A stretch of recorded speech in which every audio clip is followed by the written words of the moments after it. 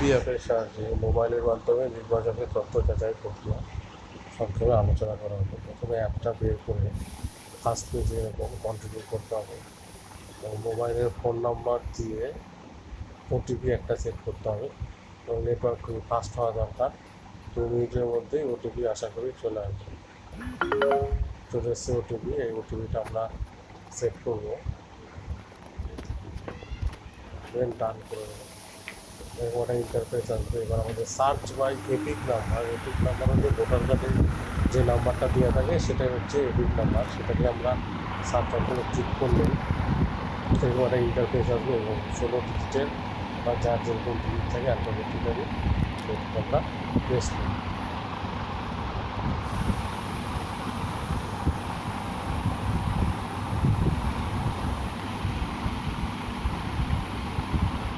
Press করার পরে এরকম একটা ইন্টারফেস আসবে, যেখানে আমাদের সমস্ত ডিটেলস দেওয়া থাকবে এবং মোবাইল নাম্বার অ্যাড করার জন্য ইয়েস অপশনটা ক্লিক করতে হবে।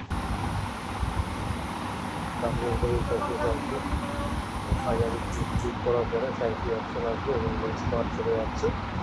একটা ভোটার কার্ড পাশে যেগুলো পেন চিহ্ন দেওয়া আছে সেগুলোকে এডিট করা যায়, আর যেগুলো পাশে পেন চিহ্ন দেওয়া থাকবে সেগুলোকে এডিট করা সম্ভব এবং এডিট করে যেটাই ইচ্ছে আপডেট করা যায়।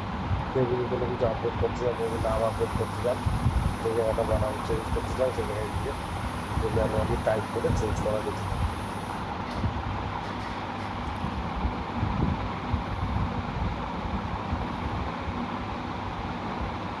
ভেরিফাই অপশন নেক্সট যেতে হবে, ভেরিফাই অপশন ক্লিক করার পরে এরকম একটা পেজ পাওয়া যাবে।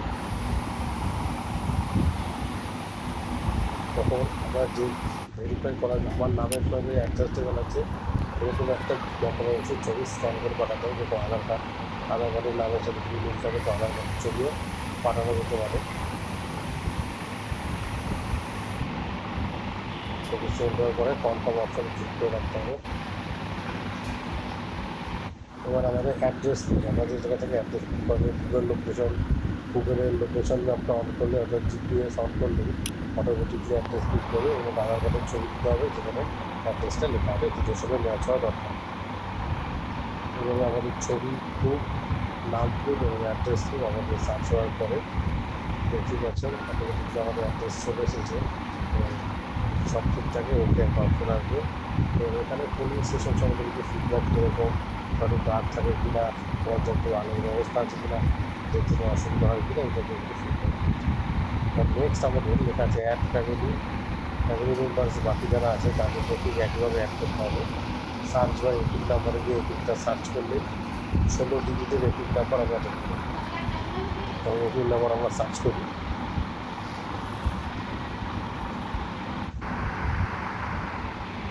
এরকম একটা ইন্টারফেস আসছে এবং সেখানে লাস্টে মেম্বারটা আমাদের সঙ্গে থাকছে কিংবা থাকলে ইয়েস, তার সঙ্গে তার একটি রিলেশন ছোটো দেবে এবং তার ফোন নাম্বারটা দিলাম। ফোন নাম্বারটা খুবই জরুরি, পরবর্তীকালে কোনো আপডেট হলে ফোন নাম্বারে মেসেজ যাবে। ফোন নাম্বারটা দেওয়া হয়ে গেলে কনফার্ম সাবমিট করলে মাই ফ্যামিলিতে একজন অ্যাড হয়ে গেল। এভাবে করে বাকিদেরকেও আমরা অ্যাড করা যেতে পারি।